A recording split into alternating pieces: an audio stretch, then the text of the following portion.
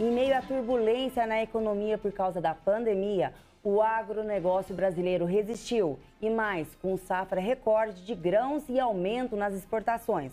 O agronegócio foi essencial para a geração de empregos. Para falar mais sobre este assunto, nosso entrevistado é o secretário de Agricultura e Abastecimento de São Paulo, Gustavo Junqueira. Bom dia, secretário. Bem-vindo ao Jornal da Rede Alesp. Mais uma vez a gente agradece a sua participação, trazendo bastante informações de utilidade pública. Secretário, qual que é o balanço do setor em 2020, em meio a essa pandemia que a gente vive? Bom dia, Jeremias, bom dia, Lília. É um prazer estar com vocês aqui mais uma vez na TV Alesp. Bom, 2020 um ano bastante complicado para todos nós, né? Felizmente, conseguimos aí ver ontem alguma esperança, né? Eu tenho dito que a esperança nunca decepciona. E o governador João Dória mostrou isso de uma maneira bastante contundente. Ontem, todo o trabalho de persistência, resiliência que o governador exerceu aí ao longo de 2020. O agro vai muito nessa linha também. O agro foi muito resistente, persistente e ao longo de 2020 não parou. Não parou aqui em São Paulo, não parou no Brasil e se fortaleceu. Mostrou para o mundo que o Brasil realmente mudou de patamar e hoje é um dos portos seguros no que tange à segurança alimentar. O Brasil hoje é o maior exportador de alimentos do mundo e, além disso, tem conseguido aí apresentar um cardápio de produtos na sua agenda aqui doméstica, que também mantém a população toda ela alimentada. Então, as perspectivas são boas, um ano difícil, mas superado. Exatamente, secretário. Nós acompanhamos aqui na Assembleia Legislativa de São Paulo um projeto de lei que depois se tornou Lei 17293 de 2020, né, que tratava aí da redução linear de benefícios fiscais, né, inclusive para o setor do agronegócio. E depois disso houve uma alteração por meio de um decreto de lei. Eu queria que o senhor explicasse, né, a importância dessa questão tributária no agronegócio. Acho que de maneira geral, né, o governador João Dória, ao longo do ano de 2020, entendendo e conhecendo os desafios que a pandemia nos impunha, não só como Estado de São Paulo, como finanças do Estado, mas fundamentalmente como população, como gestão daqueles mais fragilizados.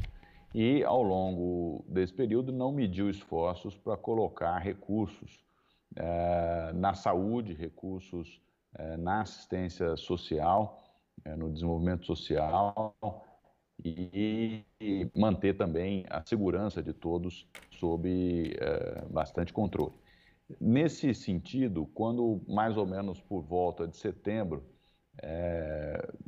começou-se aí a toda a articulação para envio de um projeto de lei, porque via-se no orçamento do Estado um déficit, né, um rombo bastante grande, por volta de 7 bilhões de reais era o que se via de desequilíbrio entre as receitas do Estado, por conta de uma queda bastante grande na arrecadação do ICMS, que é o principal imposto, e as despesas, que em sua grande maioria são despesas de pessoal, despesas praticamente fixas, uma vez que não há flexibilidade na gestão de pessoal dentro do governo do Estado.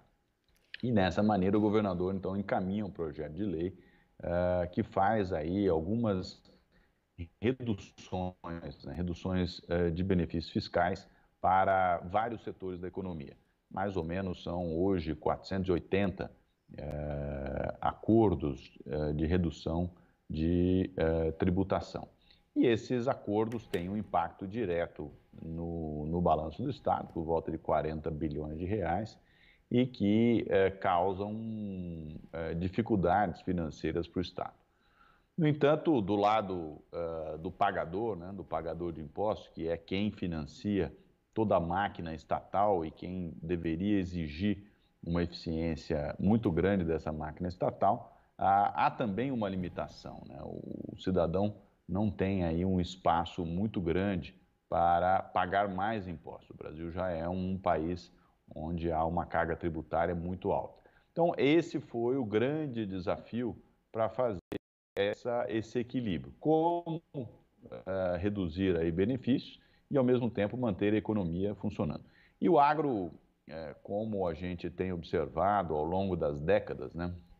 Eu sempre digo que nunca é pouco lembrar que até 1990 o Brasil era um grande importador de alimentos, ou seja, um país muito frágil na sua segurança alimentar interna.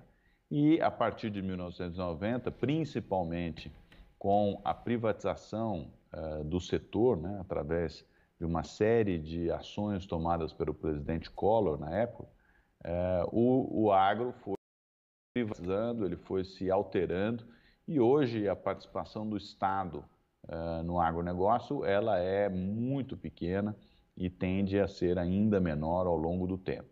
Então, todo esse setor importante da economia cresceu fundamentalmente baseado em uma estrutura de tributação, de uma tributação baixa, porque existe no setor uma margem baixa, né, movido por escala e movido por muita volatilidade, né, volatilidade de clima, volatilidade de preços, uma alta concorrência, né, o setor onde há mais concorrência no Brasil, não só dos próprios brasileiros que operam, mas de todo o mundo produtor. Então, a tributação foi concebida de uma maneira que não prejudicasse essa atividade e pudesse dar a ela as condições de competitividade no mundo. E isso, nesse PL, né, teve, sem dúvida alguma, uma preocupação grande por parte aqui da Secretaria da Agricultura, que essa estrutura de produção, essa estrutura de composição dos custos não fosse estruturalmente alterada. E isso é o que a gente vem discutindo com o governador desde o início, mesmo antes do envio à Assembleia. Esse processo todo culminou em vários ajustes e o último ajuste na semana passada, onde os benefícios fiscais para os insumos agropecuários, né, fertilizantes, adubos, sementes, toda a parte que compõe uma parte relevante da produção agropecuária foi mantido. Os hortifrutigranjeiros, né, um setor fundamentalmente constituído por pequenos produtores e que qualquer mudança tributária poderia causar um impacto muito grande. E energia elétrica rural. Esses produtores usam muito irrigação, tem uma série de áreas de recepção de alimentos que são refrigeradas e portanto, também mudanças na energia elétrica causariam aumento de custo. Então é isso, acho que a gente consegue manter um agro intacto na sua estrutura conceitual de custos e, ao mesmo tempo, consegue fazer com que o governo tenha os recursos fundamentais para manter as suas atividades essenciais. Saúde, educação e segurança, que é a prioridade desse e de qualquer governo aqui e em outros lugares do mundo. Secretário Gustavo Junqueira, secretário de Agricultura, conversando aqui no Jornal da Rede Alesp sobre o agronegócio no estado de São Paulo. Daqui a pouco a gente vai falar sobre o diesel também. Mas antes, secretário, eu estou aqui no site de São Paulo e está dizendo aqui o seguinte, olha, São Paulo, o maior produtor mundial de cana-de-açúcar, açúcar, etanol, né? E aí os países para quem a gente mais exporta, China, União Europeia, Estados Unidos, Hong e Irã. E aí eu me lembro de ter visto uma análise, por exemplo, que entre os BRICS, a Índia era um país que teria um potencial muito grande de comprar alimentos do Brasil, porque é um país, dentre os BRICS, que tinha um crescimento, só que assim, por haver um nível ainda de pobreza, quando se melhora essa condição, as pessoas demandam por mais alimentos. E eu não vi aqui a Índia, por exemplo. O São Paulo olha estrategicamente para alguns desses outros países. Como é que está essa situação de exportação? Sem dúvida alguma, Jeremias. A Índia é, primeiro, acho que é a maior população do mundo, né? Então, qualquer grão ali consumido, ele se transforma em uma quantidade de toneladas grande. Então, a Índia ainda não é um grande parceiro do Brasil, mas o governo da Índia fez agora, recentemente, uma alteração no comando da sua embaixada aqui no Brasil. Então, o novo embaixador da Índia, embaixador Ed, é um embaixador com muita experiência, tem rodado o Brasil todo, conhecendo o Brasil, conhecendo as pessoas e buscando essa aproximação. Hoje, o Brasil não é tão próximo da Índia, mas caminha nesse sentido e acredito que se nós já abastecemos a China, em grande parte, com alimentos, se nós abastecermos também a Índia, nós estamos falando aqui que o Brasil abastecerá 50% da população mundial. Então, volto na questão do porto seguro, da segurança alimentar. Além da Índia, países importantes que estão na pauta do Brasil e de São Paulo são os países do sudoeste asiático. Indonésia, Tailândia, toda a parte que compõe essa parte ali do globo. E com certeza conseguiremos avançar. E esse avanço tem que se dar de maneira organizada para que a gente não tenha aqui, de novo, inflação de custo, né? Inflação de preços por buscarmos aí mercados além da nossa capacidade de produção. Então, o Brasil vem crescendo todos os anos, né? O ano passado, o Brasil produziu aí mais de 250 milhões de toneladas de grãos. Só para que nós tenhamos aqui uma ideia de evolução, quando eu comecei a trabalhar na década de 90, no início da década de 90, o Brasil produzia aí menos de 50 milhões de toneladas de grãos. Então, a evolução, a transformação, ela foi muito grande. Então, esse processo continua com produtos mais sofisticados, com mais tecnologia, mais eficiência, mas é um processo que segue firme, né?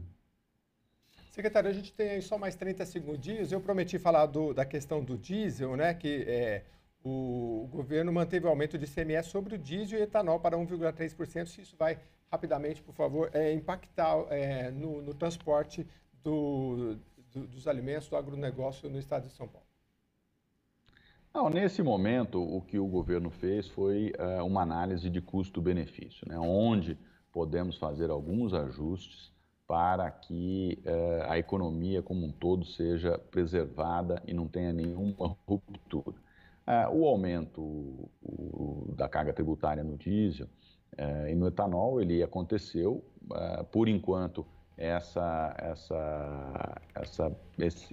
mudança permanece, não há nenhuma discussão específica, mas, obviamente, temos que analisar à luz das circunstâncias. À medida que o Estado conseguir observar um aumento da sua arrecadação e um reequilíbrio das suas contas, o governador João Dória deixou muito claro isso, que o objetivo dessa alteração é um objetivo de, no máximo, 2 anos, no máximo 24 meses. Então, à medida que a gente vai monitorando, olhando as contas do Estado, certamente conseguiremos aí voltar ao status que nós tínhamos anteriormente, uma vez que as contas se equilibrem.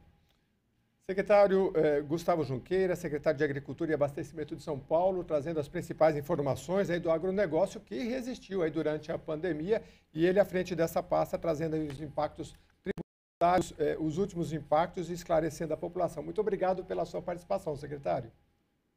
Eu que agradeço, Jeremias, Lilian, um bom dia a vocês e bom trabalho. Muito obrigado, secretário, e tenha um bom dia. E o